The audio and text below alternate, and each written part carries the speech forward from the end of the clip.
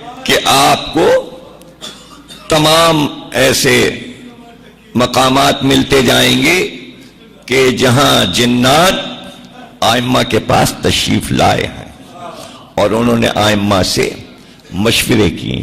اور صرف یہی نہیں بلکہ جو حسین کے ذاکر ہیں ان سے بھی ملاقاتیں کی. اور چونکہ وہ عزادار ہوتے ہیں جنات، ان کے ہاں بھی آپ کی جیسے مجلسیں ہوتی ہیں، تو وہ عزاداروں کو بھی آتے ہیں ملنے کے لیے، آپ کی مجالس میں شریک ہوتے ہیں جنات. اور آپ بیٹھے مسجد میں دیکھ رہے ہیں مجلس میں کہ وہ تشریف فرما ہے ایک صاحب، اچانک آپ کی نظر جاتی کہ جب مجلس ختم ہوگی ان سے ملاقات کریں گے، لیکن جب آپ باہر نکلیں گے تو وہ آپ کو کہیں نظر نہیں آئیں گے. تو وہ کسی خوبصورت شکل میں جنات آ کے آپ کے ساتھ بیٹھ جاتے ہیں اور مجلس سنتے ہیں. اور وہ بڑے شوقین ہوتے ہیں جنات آپ کے ساتھ مجالس میں، جلوس میں، ایام عزا میں آتے ہیں، شریک ہوتے ہیں. اور آپ کے بہت سے ذاکرین کو وہ اپنے یہاں لے جاتے ہیں اور ان سے مجلس سنتے ہیں. اور 3 بار خود میرا اتفاق ہوا کہ میں نے جناتوں کی مجلس پڑھی. عجیب بات یہ ہے کہ جب وہاں پہنچو تو یہ احساس نہیں ہوتا کہ ہم کہاں ہیں، تاکہ تجسس نہ ہو. وہ سوچنے نہیں دیتے کہ ان کا راز کوئی معلوم کرے. ہاں یہ ضرور ہے کہ جب بھی میں نے پڑھی مجلس تو آوازیں تو میں نے سنی، چہرے نہیں دیکھے، لیکن جو مجھے لینے آئے وہ جنات انسانوں کی شکل میں آئے. اور 6 مہینے پہلے انہوں نے مجھ سے مجلس کا وعدہ لیا. اور مجلس کا وعدہ صرف اس وجہ سے لیا کہ میں عرصہ دراز سے، آج سے 30 برس پہلے سے جناتوں کی ایک مجلس پڑھتا ہوں. ان کو وہ مجلس بہت پسند ہے، تو اسی کی فرمائش کی کہ ہمارے امام باڑے میں آ کے آپ وہی والی مجلس پڑھ دیجئے. یہ وعدہ انہوں نے 6 مہینے پہلے لیا. اب میں چلا جناب، وہ لینے آ گئے اپنی تاریخ پر. پہنچا اس جگہ سے تو 12 گزرے تھے، لیکن وہاں سے جو نیا راستہ شروع ہوا وہ تو ہم جانتے ہی نہیں تھے کہ یہ کہاں سے آ گیا. اور پھر ایک ایسی جگہ انہوں نے سواری روکی کہ وہ دروازہ ہم نے پورے کراچی میں نہیں دیکھا تھا. سفید رنگ کا بڑا دروازہ، اس کے اندر لے گئے، بہت بڑا صحن، چاندنی کھلی ہوئی. اب وہ 2 جن میرے ساتھ جو لینے آئے تھے سفید کپڑوں میں، انہوں نے لے جا کے امام باڑے میں مجھے بٹھا دیا. میرے ساتھ 2 آدمی اور بھی تھے، وہ موجود ہیں میرے گواہ. وہاں بیٹھ گئے، سناٹا، اور لائٹ کا نام و نشان نہیں، روشنی نہیں. اب اندھیرے میں سائے نظر آ رہے ہیں. اور میں کہہ رہا ہوں بھائی مجلس کب شروع ہوگی؟ کہنے لوگ آ گئے، بس اب شروع ہونے والے. میں نے کہا لوگ تو کوئی نہیں دکھائی دے رہا، اب اندھیرے میں بھی آنکھیں پاڑ پاڑ. کہ نہیں آپ پریشان نہ ہو، لوگ آ گئے ہیں، مجلس شروع ہونا. اتنی دیر میں سوسخانی شروع ہو گئی. تب محسوس ہوا کہ گریا کی آوازیں آ رہی ہیں، یعنی یہ سب بھرا ہوا ہے، پورا امام باڑہ بھرا ہوا ہے، اتنی آوازیں آ رہی ہیں.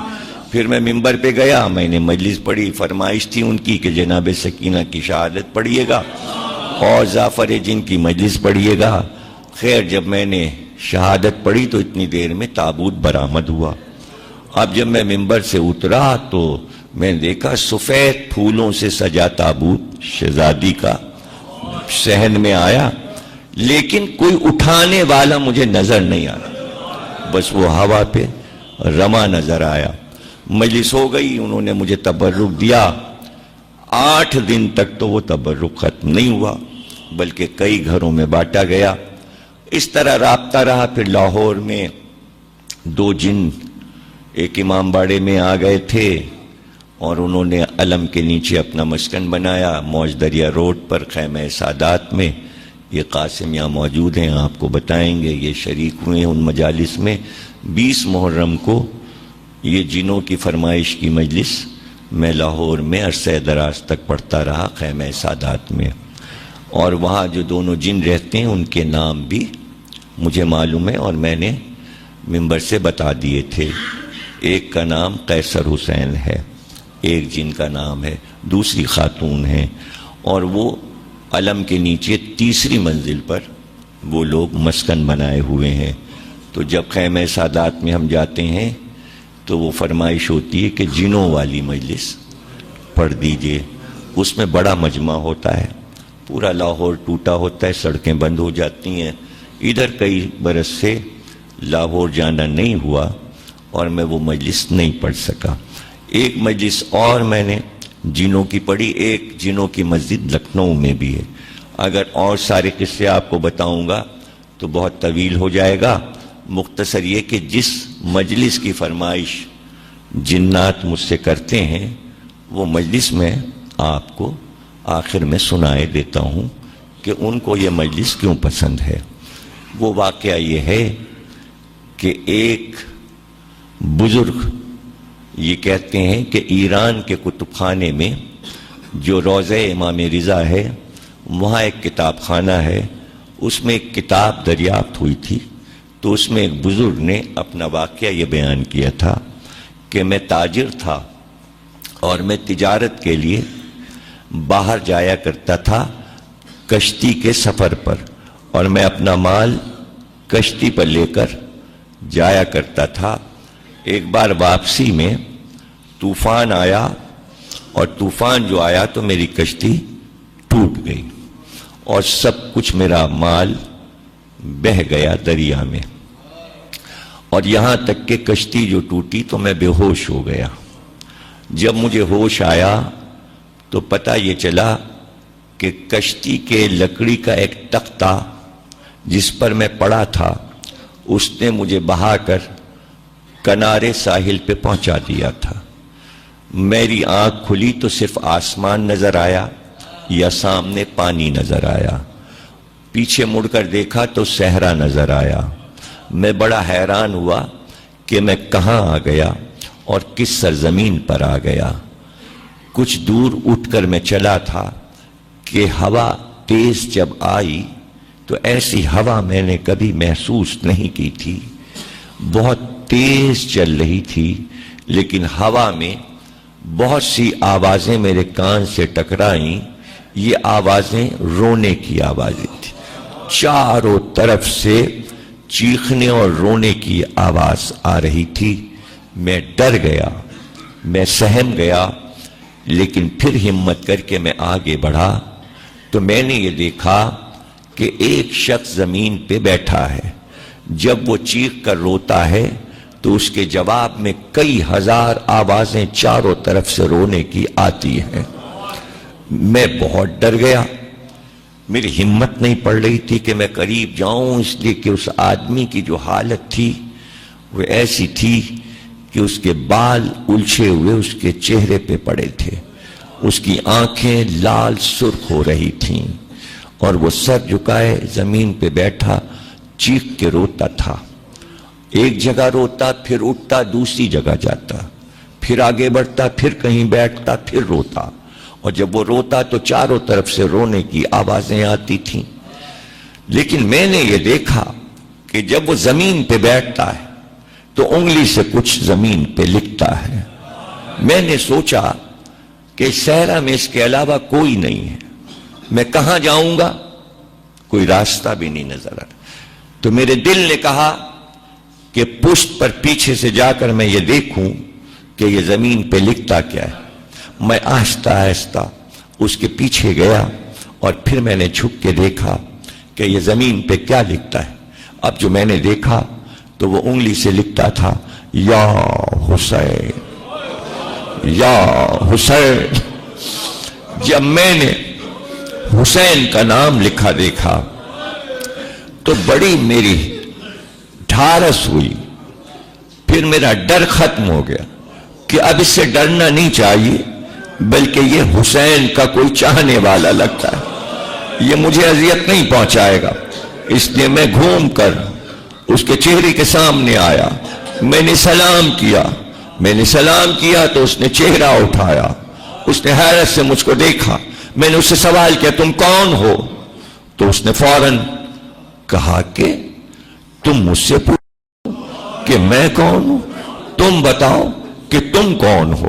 اور تم یہاں کیسے پہنچے؟ تو فوراً میں نے کہا کہ میں تجارت کرتا تھا، میری کشتی طوفان کی نظر ہو گئی، کشتی ٹوٹ گئی، لکڑی کے تختے نے مجھے یہاں تک پہنچایا، مجھے اب نہیں نظر آتا کہ میں اپنی منزل پہ پہنچوں گا، لیکن اس صحرا میں نے تمہیں دیکھا، میں نے اپنا حال تمہیں بتا دیا کہ میں مسافر ہوں اور پریشان ہوں۔ اب تم بتاؤ کہ تم کون ہو؟ میں تمہارا نام اس لیے پوچھنا چاہتا ہوں کہ تم میرے مولا کا نام یہاں پر کیوں لکھ رہے ہو؟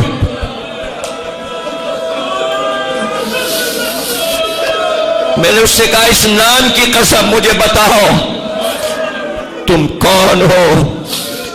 تو اس نے کہا مجھے حیرت ہے کہ تم یہاں تک کیسے پہنچے، اس لیے کہ یہ صحرا ملک عدم کا کنارہ ہے، یہ دنیا کا وہ حصہ ہے جہاں آدم ذات نہیں پہنچ سکتا، تمہیں کسی طاقت نے یہاں پہنچایا ہے اور تم اس نام کے بارے میں پوچھتے ہو۔ یہ میرا آقا ہے، میں اس کا غلام ہوں۔ کہا تم کون ہو؟ تو اس نے سر جھکا کر کہا میں زعفر جن ہوں، میں جنوں کا بادشاہ ہوں۔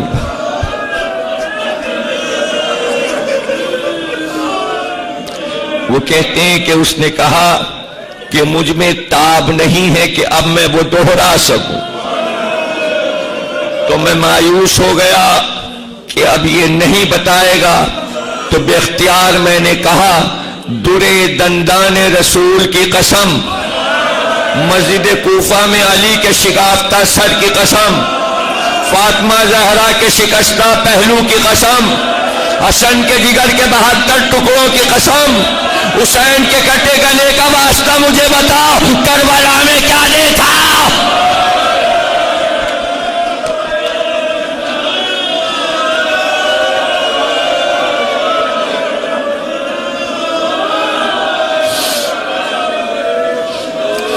چیخ کر رونے لگا زعفر جن۔ جب ہوش آیا اس نے کہا تم نے اتنی قسمیں دی ہیں تو سنو، میرے تاج پوشی کا جشن ہوتا تھا میرے دربار میں، تمام جنات میرے دربار میں حاضر ہوا کرتے تھے، جب سے مولا علی نے میرے سر پر تاج رکھا تھا میں ولایت علی کی یاد میں جشن مناتا تھا کہ آج کا وہ دن ہے کہ جناتوں کی حکومت مولا علی نے مجھ کو عطا کی، اس لیے میرے دربار میں سارے سردار اجنہ جمع ہو جاتے تھے اور خوشی کا اظہار ہوتا تھا، اور اس وقت دوبارہ میرے سر پہ تاج رکھا جاتا تھا اور میں تخت پہ بیٹھتا تھا۔ اچانک جشن ہو رہا تھا کہ 2 جنات میرے ساتھی میرے دربار میں روتے ہوئے داخل ہوئے۔ میں نے کہا آج خوشی کا موقع ہے، تم رو کیوں رہے ہو؟ تو انہوں نے کہا ابھی میں نجف سے زیارت کر کے جو نکلا کہ تیرے دربار میں حاضر ہو تو میرا رخ کربلا کی طرف ہو گیا۔ جب میں کربلا سے چلا تو عجیب منظر دیکھا، اے امیر یہ تخت و تاج جس کے صدقے میں ملا ہے، صبح سے اب تک حسین لڑائیوں پہ لڑائیاں لڑ چکے، کتنے لاشیں اٹھا چکے، ارے کچھ پتا ہے فاطمہ زہرا کا بھاگ کربلا میں تاراج ہو رہا، رسول کا گھر لٹ رہا۔ زعفر کہتا ہے یہ سننا تھا کہ میں نے تاج اپنے سر سے پھینک دیا، میں نے نالین پیروں سے اتار دی اور میں نے ان سے کہا مجھے لے کے چلو، کہاں میرا آقا حسین ہے؟ زعفر کہتا ہے میں نے اپنی فوج کو حکم دیا کہ پوری فوج تیار ہو جائے اور فضا میں آ جائے، میرے ساتھی جن آگے آگے فضا میں پرواز کرتے چلے، پیچھے پیچھے میں اور میرا لشکر سارا ساتھ، یہاں تک کہ جب میں پہنچا عراق کی سرزمین پر تو مجھے دریائے فرات نظر آیا، دریائے فرات کے کنارے مجھے ایک شیر کا لاشا نظر آیا جس کے دونوں شانے کٹے تھے۔ میں نے اپنے ساتھیوں سے پوچھا یہ کس کا لاشا ہے؟ اس کا چہرہ تو علی جیسا ہے، تو میرے ساتھیوں نے کہا یہ حسین کا علمدار عباس مارا گیا ابھی ابھی۔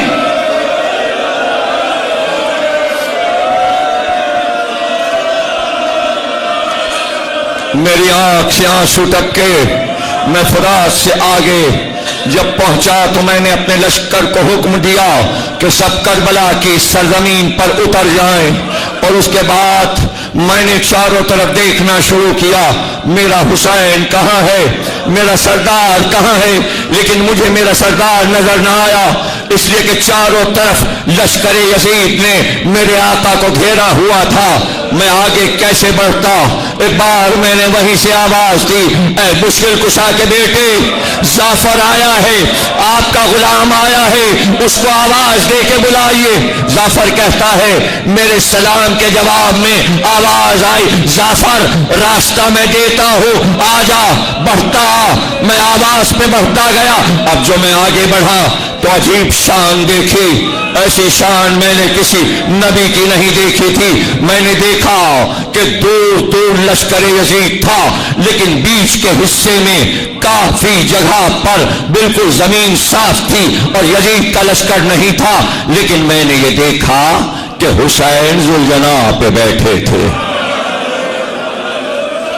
اور زخمی تھے، اور ہر زخم سے لہو ٹپک رہا تھا.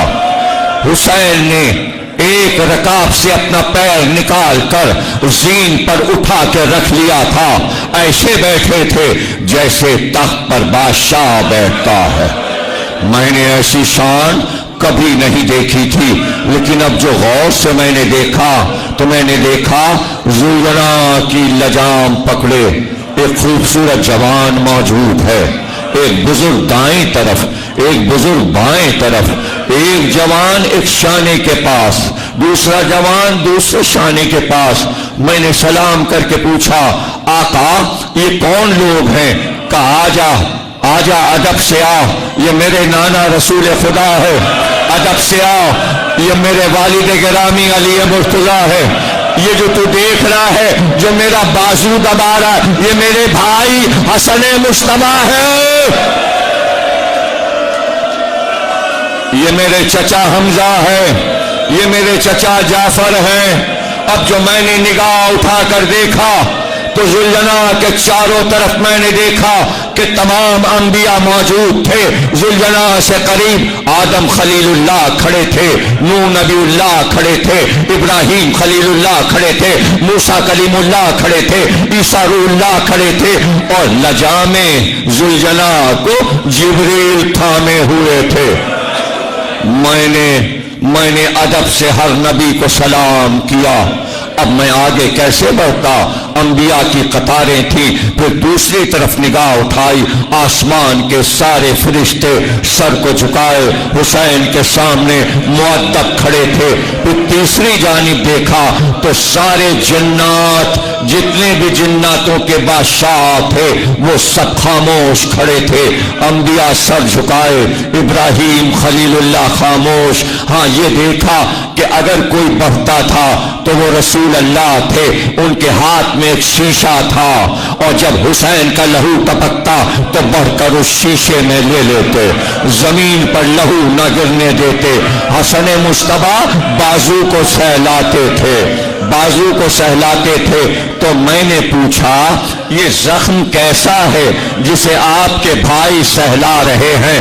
تو بے اختیار کہا یہ زخم تیر نہیں، شغل زندگانی ہے، یہ ہمارے اصغر بے شیر کی نشانی ہے، یہ ہمارے اصغر بے شیر کی نشانی ہے. جعفر کہتا ہے میں اور تھوڑا سا قریب ہوا تو میں نے دیکھا کہ جبریل امی حسین سے یہ کہہ رہے تھے کہ اللہ کا پیغام یہ آیا ہے کہ اگر حسین کہہ دیں تو آج سورج کو بجھا دیا جائے، اگر آج حسین کہہ دیں تو ستاروں کو زمین پہ گرا دیا جائے، آج اگر حسین کہہ دیں تو یہ زمین پھٹ جائے، آج اگر یہ حسین کہہ دیں تو یہ آسمان زمین پہ گر جائے. تو اس وقت میں نے دیکھا میرا شہزادہ مسکرایا اور مسکرا کر کہا جبریل تم یہ پیغام مجھ کو سنا رہے ہو اور جب میں چھوٹا سا تھا تو محضر لے کر آئے تھے کہ حسین ذبح کیا جائے گا، اور تم گواہ بنے تھے اور تم نے دستخط کیے تھے۔ جبریل آج تو وعدہ وفا ہو رہا ہے، میرے بابو سے کہو کہ حسین سوا سر کٹانے کے، امتحان دینے کے کچھ نہیں چاہتا۔ یہ گفتگو تھی تو میں نے یہ دیکھا، جعفر کہتا ہے کہ ہونٹ خشک تھے، تو میں نے کہا آقا فرات قریب ہے، کہیے تو پانی لاؤں، آپ بہت پیاسے معلوم ہوتے ہیں۔ تو بے اختیار جعفر کہتا ہے کہ ایک بار گھوڑے سے اتر پڑے اور میرا ہاتھ پکڑا، اور ہاتھ پکڑ کے کہا جعفر ذرا کچھ دور میرے ساتھ چل، تو پانی کو کہتا ہے میں پانی پی کر کیا کروں، چل میں تجھے بتاؤں کہ کیا ہوا اس کربلا میں۔ جعفر کہتا ہے ایک کھجور کی درخت کے پاس مجھ کو لے کر آئے، وہاں میں نے دیکھا ایک جوان کا لاشا پڑا تھا، اس کی زلفیں اس کے کاندھوں پر ہوا سے اڑ رہی تھیں، اس کا چہرہ میں نے دیکھا تو نور نکل رہا تھا۔ ایک بار حسین نے کہا جعفر پہچانا یہ کون ہے؟ کہا یہ تو شبیہ رسول لگتے ہیں۔ کہا ہاں یہ میرے لال علی اکبر ہیں، یہ میرے لال علی اکبر ہیں۔ جب یہ تکبیر کہتے تھے تو میرے نمازی جمع ہو جاتے تھے۔ ارے جعفر یہ جنگ کرتے ہوئے میرے پاس آئے اور مجھ سے کہا بابا تھوڑا سا پانی، مگر میں جوان لال کو پانی نہ پلا سکا۔ جعفر میرا لال پیاسا مر گیا۔ جعفر کہتا ہے پھر کچھ دور اور بڑھے اور ایک قنات کے پاس لائے، میں نے دیکھا ایک چھوٹی سی قبر بنی تھی۔ کہا جعفر یہ رباب کا لال علی اصغر میرے ہاتھ پر پیاسا تڑپ کے مر گیا، میں نے یہاں علی اصغر کو دفن کیا۔ جب میرے بچے پیاسے مر گئے، یہ بتا اب میں پانی پی کر کیا کروں؟ جعفر اب میں پانی نہیں پیوں گا، اب میں پیاسا جاؤں گا۔ نانا مجھے لینے آئے ہیں، بابا مجھے لینے آئے ہیں، بھیا حسن مجھے لینے آئے ہیں۔ تو جعفر کہتا ہے کہ اگر آپ اجازت دیجئے تو میں تلوار نکال کر ان سے جنگ کروں اور میں ان کا خاتمہ کر دوں۔ تو بے اختیار کا جعفر یہ کیسے ہو سکتا ہے کہ تجھے یہ لوگ دیکھ نہیں سکیں گے اور تو ان کو دیکھ رہا ہوگا؟ تو بے اختیار میں نے ہاتھوں کو باندھ کر کہا کہ بدر کی لڑائی میں فرشتے آئے تھے اور رسول اللہ کی مدد کی تھی، اور لشکر جو تھا کافروں کا وہ فرشتوں کو نہیں دیکھ سکتا تھا، تو اس وقت اللہ نے اذن کیوں دیا؟ آج مجھے اذن مل جائے۔ تو بے اختیار کہا وہ نانا کا زمانہ تھا، آج تو سر دینا ہی دینا ہے، اس لیے حسین کو فتح نہیں چاہیے۔ جعفر اب پیچھے ہٹ جا، جعفر اب پیچھے ہٹ جا، بس اب زیادہ بات میں تجھ سے نہیں کر سکتا۔ جعفر کہتا ہے یہ کہہ کر حسین گھوڑے پر سوار ہوئے۔ جب گھوڑے پر سوار ہو گئے تو ایک بار جبریل کی طرف مخاطب ہوئے اور کہا جبریل امی انبیاء سے کہو کہ ملاقات ہو چکی، آدم سے کہو اپنے حجرے میں واپس جائیں، نوح سے کہو واپس جائیں، ابراہیم سے کہو واپس جائیں، موسیٰ سے کہو واپس جائیں، عیسیٰ سے کہو واپس جائیں۔ ایک ایک نبی سر جھکا کر واپس چلا، دیکھتے ہی دیکھتے 1,24,000 انبیاء جنت کو واپس گئے۔ پھر حسین نے کہا کہ جبریل فرشتوں سے کہو آسمان کو واپس جائیں، دیکھتے ہی دیکھتے سارے فرشتے حکم پر واپس چلے، میدان خالی ہونے لگا۔ میں نے وہاں سے پکار کر کہا یہ تو آپ کا آخری دربار تھا، ایسا دربار تو کسی نبی اور کسی امام کا نہیں دیکھا، آپ یہ دربار برخاست کیوں کر رہے ہیں؟ کہ جعفر میرے قریب آ اور میری آخری بات سن لے، اپنی قوم سے کہہ دے کہ یہ بھی واپس جائے اور اپنی قوم کو واپس لے کر جا۔ تو میں نے رو کر کہا میں جا کر کیا کروں گا، میں واپس جا کر کیا کروں گا؟ کہا جا جب تک زندہ رہنا، جب ٹھنڈا پانی پینا تو حسین کو یاد کرنا اور میری تعزیہ داری کرتے رہنا، میری عزاداری کرتے رہنا اور روتے رہنا اور ماتم کرتے رہنا۔ یہ کہہ کر جعفر کہتا ہے حسین نے اپنے گھوڑے کی لگام کو کھینچا اور کہا جعفر تو کہہ رہا تھا کہ میں لڑ کر دکھاؤں، آج دیکھ حسین کیسے لڑتا ہے۔ جعفر کہتا ہے کہ میرے آقا نے ایک بار ذوالفقار نکالی اور حملہ کیا، اور یہ کہہ کر حملہ کیا جس کے جوان بیٹے کو مارا، اب اس کی لڑائی دیکھو، جس کے برابر کے بھائی کو مارا اب اس کی لڑائی دیکھو۔ جعفر کہتا ہے ایسی لڑائی میں نے میدان جنگ میں نہیں دیکھی۔ اس کے بعد جعفر کہتا ہے حملہ کر کے حسین پھر واپس آئے اور کہا جعفر تو اب تک گیا نہیں، کہ کچھ اور اجازت دیجیے کہ میں میدان میں ٹھہر جاؤں۔ تو ایک جملہ ایسا کہا کہ پھر میں وہاں رک نہیں سکا۔ وہ جملہ یہ تھا جعفر اب یہاں کوئی نہیں ٹھہر سکتا، اس لیے کہ کچھ دیر میں اماں کی سواری آنے والی ہے، اماں کی ہماری اب جا واپس جا۔ ماتم حسین، ماتم حسین۔